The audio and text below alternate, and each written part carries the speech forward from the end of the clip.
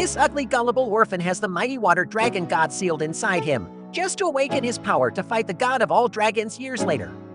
Long ago, the Ayaka Islands were home to an archipelago of 4 islands. 3 of these islands were inhabited by humans, while the 4th was the domain of 2 elemental dragons, one of fire and one of water. Legend spoke of these dragons as the island's protectors. However, the water dragon had a bad habit of freaking around too much, while the fire dragon was the one who used to take life. Eventually, the life-giving dragon exhausts all of its proteins and goofing off. An important life source responsible for everything on Earth was disrupted. This caused the fire dragon to get insane. So the short-tempered dragon had no chill and absolutely clapped everyone. Until one day, an old fart named Gundalf arrived and sacrificed his worthless life to restore the water dragon's milkshake powers. After which, the water dragon was like, "Alright, we're cool now, fire dragon bro," causing the balance to be restored as peace returned. Hi, I'm Zach and welcome to my channel Ini King's Recap. Today we'll recap the anime called The Ayaka Island. If you like these types of shows and want me to keep bringing such anime recaps every week, leave a like and comment to let me know. Also, don't forget to subscribe to the channel as it helps me a lot and keeps me motivated to make more anime recaps. So without further ado, let's start the recap. Yukito Yanagi, a snot-nosed scrawny brat, living on the 2nd island of the Ayaka Islands with his father Makoto. Yukito had an older brother named Jingi, whom Makoto had adopted as his student. Despite their differences, Jingi and Yukito shared a close bond as he hugged him.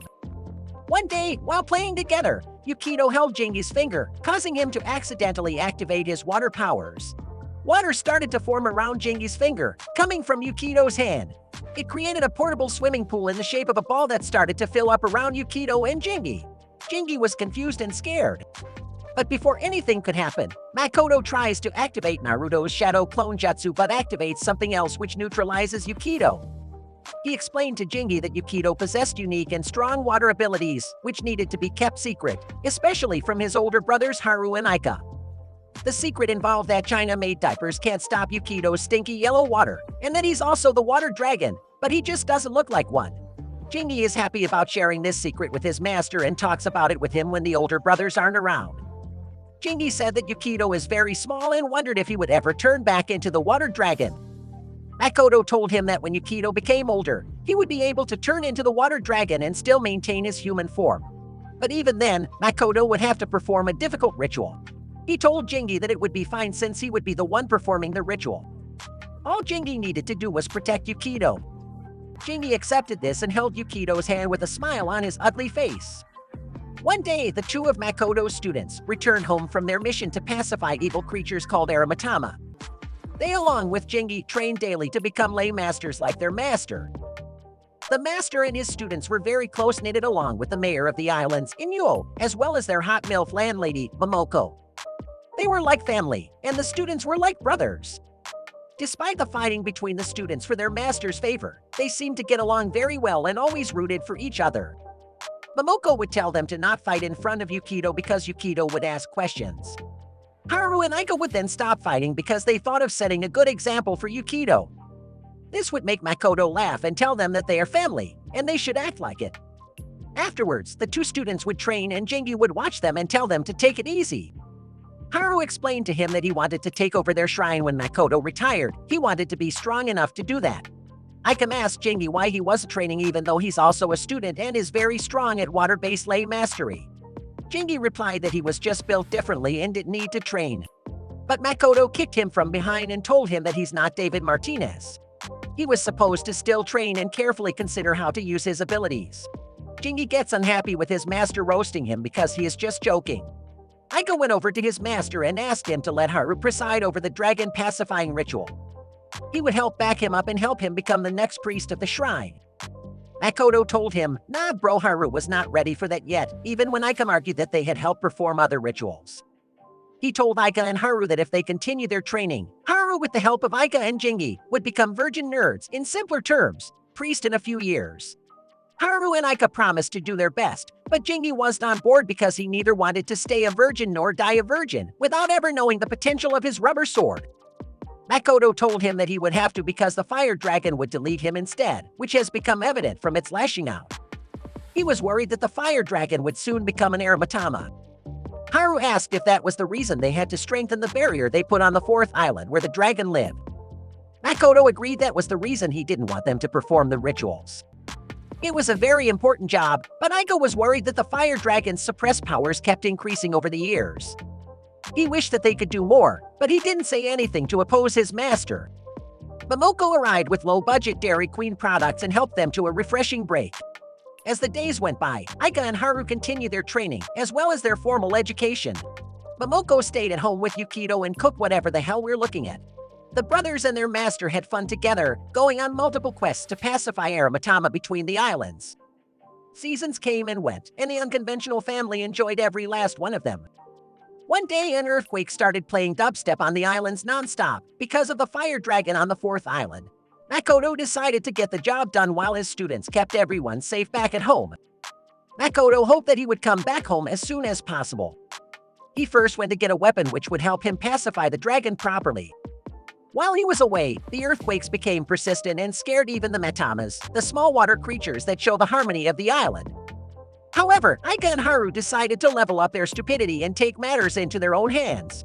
They decided that the best way to save the islands was for some noobs to go to the fourth island and pacify the dragon themselves. The two students tried their best to hold off the dragon from ascending out of a volcano. To their bad luck, the barrier which was holding back the dragon's powers broke, and this exhausted their spirit energy. They tried to keep the dragon at bay, but the fire dragon was in the volcano. The people on the other island saw a volcanic eruption and decided to ride a cruise ship to Thailand. Jingi took little Yukito by the hand and led him to one of the evacuation ferries. Yukito couldn't comprehend the situation because he didn't even go to school. Haru decided to help Ayaka, which gave the dragon a chance to launch an attack. Haru quickly got Ayaka out of the way, which made him angry because Haru was prioritizing him over their mission. The dragon kept on attacking the two, and it seemed there was no way out until their master arrived. He told the kids to leave it up to him and get out. Ayaka wanted to help, but Haru got him out of there, which frustrated him even more. He didn't want to leave his master at the mercy of the fire dragon. Makoto realized how dire the situation was and knew people's lives depended on him. His fight with the dragon looked like a volcanic eruption and everyone was running for their lives. Later, Makoto died and Ayaka and Haru found him at the end of the volcano while shedding invisible tears. On the day that Makoto was laid to rest, Inu discussed his will with Momoko. In his will, Makoto had instructed them to take Yukito to the mainland to live there and cut ties with him until the age of 15. The two of them couldn't understand Makoto's decision and didn't want to leave the poor boy alone after his father's tragedy. However, Jingi asked them to trust his master and do as Makoto wanted. The two were left with no other choice but to follow his will because they also trusted his judgment. Jingi didn't understand his master's reasons as well, but he knew it was because Yukito was the sleeping water dragon. He wondered what would happen to Yukito if he grew older on the mainland all by himself. At some point, Yukito would need the special ritual that Makoto wanted to perform to turn him into the water dragon. Now that Makoto was no more, the one to do would be Jingi. Jingi saw this as his responsibility because his older brothers didn't know about it. He looked for ritual and found it. He studied everything that Makoto had left behind about it. He wrote the process from the time he turned the water dragon into Yukito. He then wrote how he was going to sacrifice his life like the legendary hermit to turn Yukito into the water dragon. He thought it would be impossible to even do what Makoto wrote in his notes. But Jingi chose to trust his master and be the one to finish the job. It was a hard decision because he would have to sacrifice himself too. After mastering the ritual, he prepared to sacrifice himself in exchange for the peace of the island. It was not his style, but he was raised by the island. He owed it to them for his life. He decided to live his life fast and enjoyed it to the fullest because he knew he didn't have much longer. One day after 10 years had passed, he heard Inuo talking to Momoko about going to get Yukito from the mainland. Jingi volunteered to be the one to do it.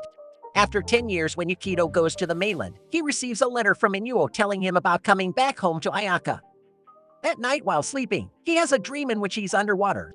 It's a dream he's had many times before, but it doesn't surprise him anymore. He has come to like the dream because it makes him feel peaceful. He, like a typical otaku, even prefers being there rather than in the real world, where he would have to interact with people. Suddenly, a hand reaches for him and pulls him out of the water. This wakes him up, and he finds that the room is shaking violently before abruptly stopping. The next day, Yukito graduates and has moved out of his foster home and goes back to Ayaka. When one of his teachers asks him if he's okay with going back to Ayaka, he tells her that it doesn't make any difference in his life. Even though he lived his whole life in foster homes, his life was not hard and people treated him fine. However, he still blames himself for his loneliness because he's a lonely nerd otaku like every typical anime protagonist. As he's walking, he sees some students watching an older Jingi downing some beers at the school's entrance. When Jingi spots him coming, he breathes in front of him. But Yukito doesn't seem to know who he is because he's wearing glasses. This leaves Jingi confused because he's sure that it's him. Yukito tries to ignore him and walks away. But Jingi doesn't give up. He follows him out of the school, which becomes annoying. Jingi then gets an idea and pushes Yukito off a bridge, sending him into the Shadow Realm. Yukito is shocked and confused because he doesn't know how to swim. He panics because his school uniform is too heavy for him to swim. At that moment, his eyes glow as a power overcomes him, and he starts to spin in the water. He becomes worried because he remembers something similar happening when he was young. Jingi sees this and confirms that he is Yukito. He casts a spell which stops him from spinning while ascending to the surface.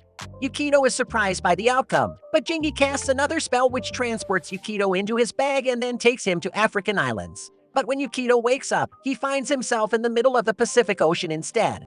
He's confused by his surroundings and demands to know what's going on. Jingi tells him that they are going back to Ayaka. When Yukito hears the name, he realizes that Jingi also grew up there and is the person who came to pick him up as Inuo had said in the letter. Still, Yukito didn't know Jingi anymore as he didn't remember him and how they were very close before he left. Jingi then introduces himself and tells Yukito about how they were like brothers when they were young. Soon, they arrive at the second island of Ayaka and are welcomed by Inuo and Momoko, who tell Yukito that they will become his guardians from now on. Yukito also doesn't recognize them and they tell him all about their relationship 10 years ago. Yukito thanks them and tells them that he doesn't remember much about them or the place, but they tell him not to worry about it. They go back to the mayor's house, and on the way, Yukito sees a small water creature called a matama floating around.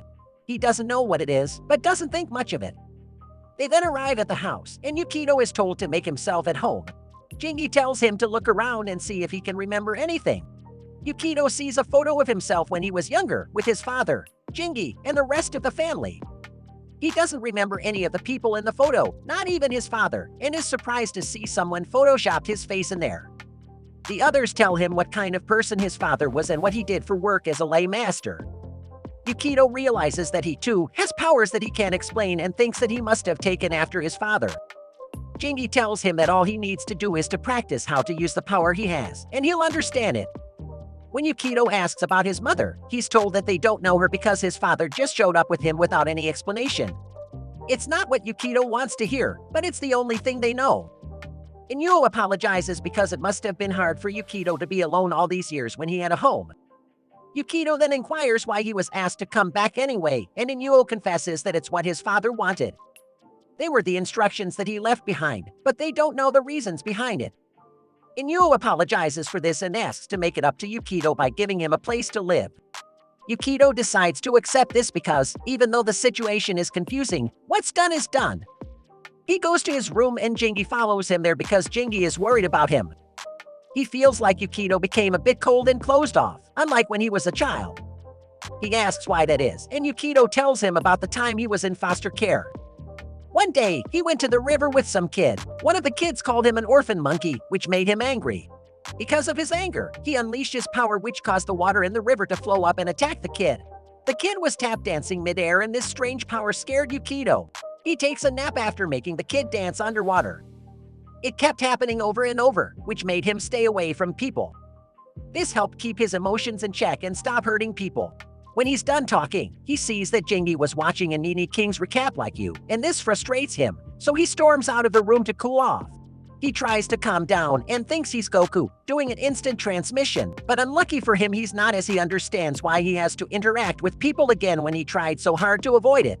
Right then, a Matama appears and Yukito notices. It seems like it's boiling and is in pain. This is something unusual because they usually look friendly and cute. It falls into a river nearby, causing the water to bust the nut.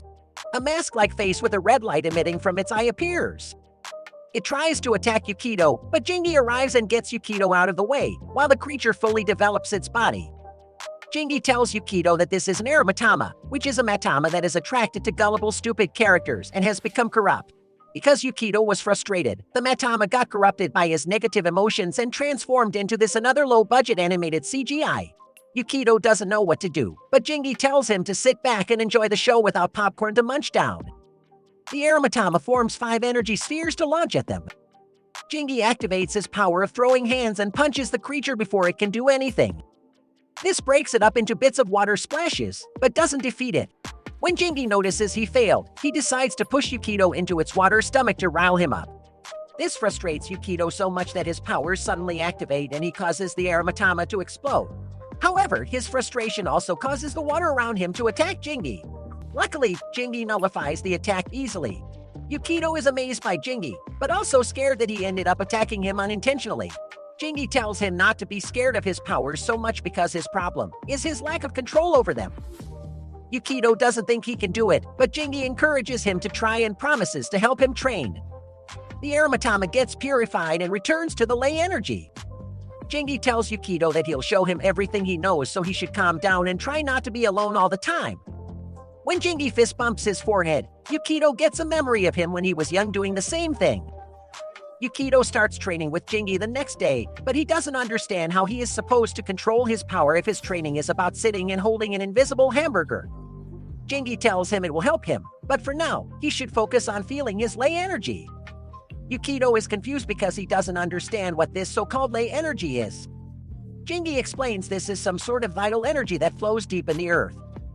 However, the biggest concentration of ley energy in the world is located beneath their island. Jingi reveals that ley masters like them use the island energy to keep things under control. However, Yukito's own power is different from his, therefore, Yukito needs the island's energy to help him control his power. Soon, they get a request to take care of an Aeromatama that suddenly appeared. Jingi thinks this will help Yukito with his training. He helps him come up with a plan to confront the Aeromatama. While they're hiding and discussing the plan, the Aeromatama hears them and appears to them first. It starts firing some water projectiles at them, but only aiming for Jingi. It even chases him when he tries to run away, leaving Yukito just standing there, confused. Jingi tells Yukito to attack the Aeromatama while it has its back on him. Yukito uses a spell which helps him hit the monster on the back and exhaust it, but not quite defeat it. When the Aeromatama is down, Jingi uses his ultimate move to finish it off. This causes it to crumble down, leaving behind a puddle and some cans of beer which it had collected. However, the Aeromatama gets back up because Jingi failed to completely defeat it.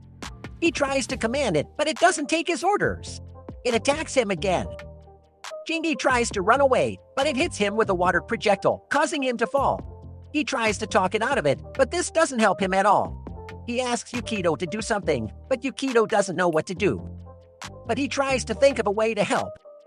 At that moment, Haru appears and uses his virgin energy to suck the Aeromatama into a whirlwind and purifies it. He comes down to reprimand Jingi for drinking so much and freaking around with chicks so much, but Jingi isn't going to do that anytime soon. He enjoys it. Yukito thanks Haru for helping save their lives.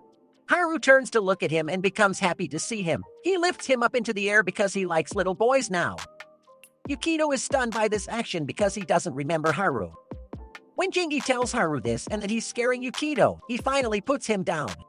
He introduces himself to Yukito and tells him that he was also training under his father. Haru takes Yukito home so that they can enjoy some dinner with Momoko. The three of them have a meal which was Yukito's favorite when he was a child as a dinner, and he loved Momoko's cooking. Yukito wishes to remember that, but he can't. He praises Haru for how he took care of the Aeromatama earlier. Haru tells him that ley mastery is about purifying the Aeromatama and keeping the harmony of the islands. The Matama aren't their allies because they don't harm them, but they aren't their enemies either because they don't become corrupt intentionally. They just want to coexist. So the ley master's job is to help that case by all means. Yukito understands. On another day, Jingi takes Yukito to another one of the islands, the first island. It's way more developed because it has musicians, couples sitting on a bench, a tree on the road, and leftover foods. They travel by train which runs on a railway in the water. Yukito is excited to see this train because he's never seen something so dumb. Jingi tells him that he used to do the same thing when he was young, but he doesn't remember that, so it doesn't matter. When they arrive, they go and see the main attractions, which are nowhere to be seen. When they go into the streets, Jingi manages to abandon Yukito. As they continue to walk around, they see a joker doing boring cliché acts. Yukito likes the act and the place because he has never seen something like that before. He tries to tell Jingi but finds that he has abandoned him once again. While looking around for him, Yukito sees that the crowd around the clown is screaming in terror. The ball the clown was using as part of his act turns into an aromatama. Yukito realizes the danger of the situation and tries to hump the clown before the aromatama can attack. He feels that he must deal with the situation as the people around him run away from there. He's the only one who can do it because this is his enemy and he's the main character. He faces the monster and tries to channel his power to come forth and fight. The aromatama goes to attack him, but it gets stopped by another man in a suit. The man is Ayaka, who uses the Second Amendment to take out the aromatama, surprising Yukito. Ayaka tells him that there are more aromatama who are escaping the barriers set to prevent them from coming out. Despite this, Ayaka seems happy to see Yukito even after so long, just like everyone else. He takes him along while they talk about the past, and he introduces himself as one of Yukito's father's old students. He comments on how different Yukito is from his father, which is what everyone has been saying since he came back. Yukito wonders how a lay master is taking care of the aromatama by using a pistol. Ayaka explains it's just like how the forefathers intended. Yukito is surprised that there's a different method of doing the job and wonders how that works. Right then, Ayaka invites him inside a building in which he has a business, a lounge. When they enter, Jingi greets them from behind the counter. Yukito gets annoyed to see him because he left him in the middle of the street. After Yukito and Ayaka take a seat, Yukito begins to ask Ayaka some questions. When he saw Haru purify the aromatama, they seem happy, which is what the lay masters tried to achieve. But when he saw Ayaka do, it seemed rough and aggressive. Ayaka reveals that he didn't pacify the aromatama, he exterminated it instead. He explains that the purifying process helps the aromatama go back to being part of the energy again. However, he doesn't do that because he's edgy and cool, so he completely gets rid of them because they harm people. Tourists don't know about the things that happen on the islands. The aromatama take advantage of that and hurt them, which angers him so much he would rather just get rid of them. Yukito doesn't agree with the method because Haru does it with his femboy powers, and it works, but Ayaka doesn't care too much about the aromatama compared to humans. He would rather save the people and clap the monsters, not give them another chance to come back again. Ayaka thinks Haru is obsessed with the teachings of Makoto and purifying the aromatama. He, on the other hand, just likes to shoot them. Yukito refuses to accept the way Ayaka does things. Ayaka tells him that he doesn't have to, as it won't change how he does his job.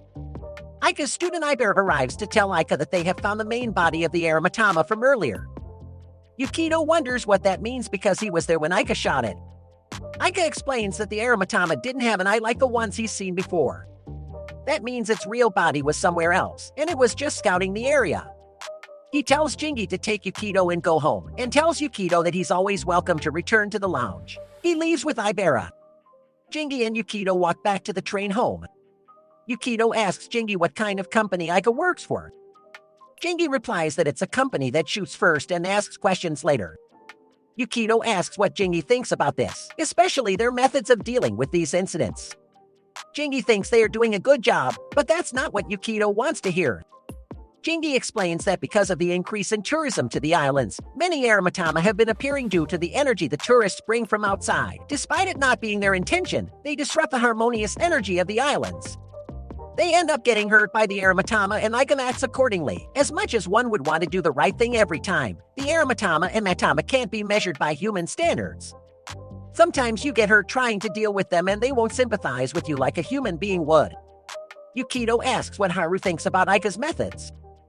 Jingi replies that he doesn't think very highly of them, but warns him not to mention either of them to the other because of their history.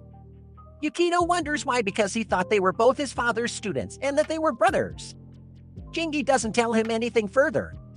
He leaves him behind because he forgot his allowance at Ayaka's place. He tells him to head home first while he runs back to Ayaka's. Yukito leaves because he's been abandoned by Jingi before. It's no big deal at this point. As he's walking and thinking about how he sees himself in the aromatama, the ground suddenly shakes and he hears a loud growl. Stupid people started appearing just to create a scene of panic. Yukito runs in the direction of it all so that he can find out what's happening.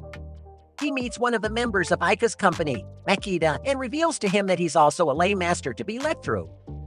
He goes to confirm the aromatama there thinks about how Ayaka told him that the aromatama won't hesitate to hurt people. Yukito thinks about how he can try to purify it, so he uses his powers to cast a purifying spell. Unfortunately, his useless spell isn't strong enough and his powers don't work on motorcycles. At that moment, Ayaka's security team uses the American fire pistols at the monster and Jingi arrives to get Yukito out of there in time. The team continues to fire, but the Aramatama still remains unaffected. Jingi wonders what Ayaka's plan is if they can't bring down the Aramatama. Before the team runs out of ammunition, Ayaka arrives and prepares to take care of the situation by farting using his hand. He faces the creature and unleashes his purple Chidori, which has a dark aura around it. After casting a spell, he starts to transform and grunts as if in pain. His arm changes into that of an Aramatama with an eye in the middle of his hand. When the Aramatama attacks him, he easily bitch slap it away with his transformed hand. Jingi explains to Yukito that what Ayaka is doing is absorbing the Aramatama's energy and making it his own. The creature gets back up and faces Ayaka once more. It charges at him, but Ayaka cuts it down before it can do anything. He then squeezes a lemon out of the monsters in black and white to look cool. Ayaka vows that he will become stronger than his late master and stronger than the dragon. He takes the eye he has cut from the Aramatama and squeezes its juices into his mouth, consuming it. This reverses his transformation and makes him calmer. Yukito doesn't know what to make of this sight, and Jingi doesn't know what to tell him either. Later, while tailing Ayaka, Yukito realizes the pain that he is in due to the earlier fight. The next day, Jingi takes Yukito to the third island, which is where Haru and his students live and train. The island is more calmer and less developed, only having forests and shrines. Jingi doesn't like it. There's no Wi-Fi or girls on the island. He only visits when there are festivals, and now he only comes because Yukito begged him to. Yukito was hoping to meet Haru and maybe become friends with his students. The two get welcomed by the nerdy students, Shutaro and Yako, whom Jingi doesn't like very much. They also don't really like him because he freaks around too much. They lead him and Yukito up to a shrine which is dedicated to the dragons on the fourth island. When Yukito questions further, they tell him where the dragons live and show him the island which is visible from there. Because the dragons went on a rampage a long time ago, so a shrine was built to pacify them. They tell Yukito the recent history that the dragons made and how that was the reason his father died. Yukito remembers that Ayaka also mentioned wanting to become stronger than a dragon before. Now he knows that it's the fire dragon he was referring to. He gets a memory of some sort where he thinks he has met a dragon before, but he sees nothing except of water in the memory. He's suddenly jolted back to reality when Jingi bothers the students to have a drink with him. As Jingi is forcefully dragging them away to have a drink, Haru arrives. He welcomes Yukito to the shrine and takes him to the archives. Inside, Haru offers him some fentanyl to make him feel at ease and asks why he came to see him. Yukito tells him about the other day when he went to the first island and met Ayaka. Haru doesn't want to hear about Ayaka, but lets Yukito continue. Yukito tells him that he saw Ayaka exercise an Aramatama with a pistol. He doesn't understand why he has to use this method and asks for Haru's opinion. Haru doesn't say anything about Ayaka. He asks Yukito if he knows about ley energy, and Yukito says yes, but just what Jingi told him.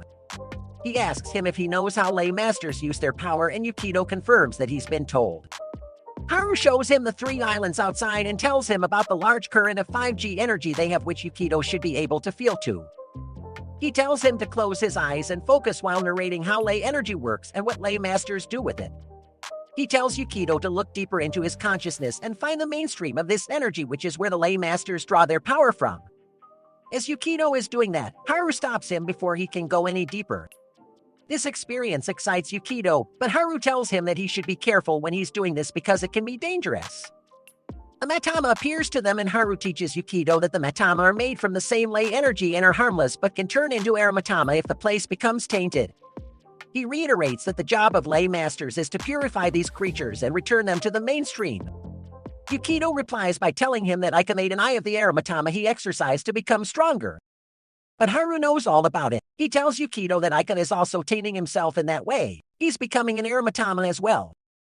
Yukito wonders why Ayaka is doing this awful thing just for power. As the days go by, Jingi continues to train Yukito on how to control his powers. Yukito seems to know how to draw the energy but not to control it. During his training, he tries acting like he's Gojo and falls down. It's just an earthquake which shakes the 4 islands. Jingi tells him that he shouldn't be scared by a mere earthquake and lose focus like that. He needs to train more. The next day, another earthquake happens which prompts Jingi to invite Yukito to his late master's grave. When they get to the grave, Jingi sits down and drinks some of the alcohol. Yukito doesn't understand why they have to pay respects to his father just because the earth quaked. Right then, three old farts arrive to pay their respects as well. They reveal that because of the earthquakes the previous day and in the morning, the fire dragon must be in a bad mood. They ask Jingi to pay their respect to Makoto so that he can protect the islands. They all exchange a little banter here and there until Yukito asks what his father did to protect the islands 10 years ago. The elders ask Jingi to tell him everything. Jingi starts by pointing out the two dragons that live on the fourth island and goes on about their history and what happened 10 years ago. Because of the fire dragon going on a rampage, the islands almost sank into the ocean, but they didn't because Makoto sat on the ground for 10 years in exchange for his life. They all continue to chat and Yukito pays respects to his late father, who he still doesn't remember. A second later, they spot Ibera leaving the area and Jingi invites her for a drink, but she ignores them. Jingi takes Yukito to pay respects at her parents' graves. Yukito sees Ibera's keys that she accidentally dropped there and asks Jingi to accompany him to the first island to return them. Yukito apologizes for dragging Jingi to the first island. He doesn't hope to get along with Ayaka's student, but he knows she'll need her keys. Jingi doesn't think it's a big deal since he likes the first island. They arrive at Ayaka's place and find him about to leave. They tell him why they are there and he tells them to speak to Makita. Before leaving, he tells Yukito to be careful on his way home because things may get rough. Yukito wonders what Ayaka means but doesn't get an answer. The two then sit down and speak with Makita. Yukito apologizes for the way they behaved at the cemetery because it might have upset Ibera. Makita tells him not to worry about it because people in Ayaka do laugh and have fun at the cemetery as a way to pay respects. Although that depends mostly on how the person died, which might make others feel sad like Ibera. Yukito asks how Ibera's parents died and Makita tells him the story. A few years back, a fire aromatama appeared and attacked her house, burning it to the ground. Ayaka intervened, but it was too late for Ibera's parents. He explains that it was a canon event, but some people find it hard to accept and take out their anger on the aromatama by exterminating them. Jingi complains that the talk has gone too dark and Makita apologizes.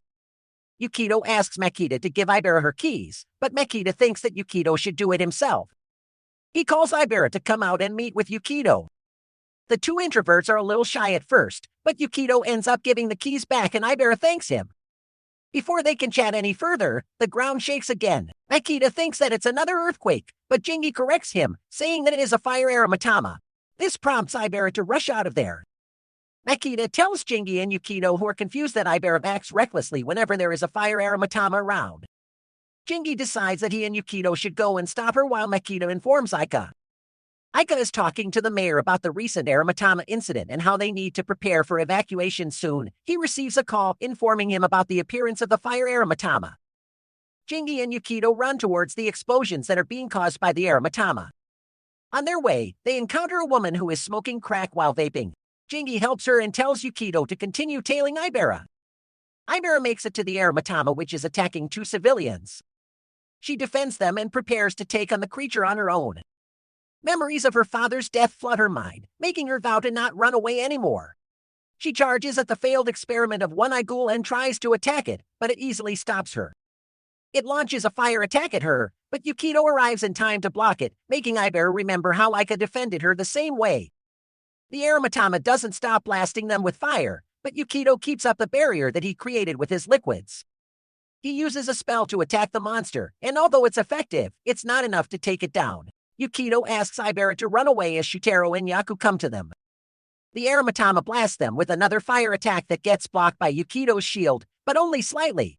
Yukito tells the others to run away because the aromatama is too powerful for them to handle. Ibera refuses to do that because if they run away, the aromatama will chase them. This could bring harm to the people on the island if they ever get caught in the fight. She tells them that she can handle it on her own and goes to face it alone. She manages to land a strike on the ugly creature using her power of lightning and asks Yukito to help back her. Yukito creates a bigger barrier to wash the aromatama in water and extinguish its fire. It works initially, but the creature is still standing, so they have to do it again. Yukito is worried that they won't win against it, but they're lay masters. It's their job to do this. He asks Shutaro and Yako to help as well, and all of them bombard the creature with attack after another. However, this is still not enough to take the aromatama down. The group has to do it again and again, using wind, water, and lightning to overwhelm it until they manage to successfully purify it. But that's where this video comes to a close.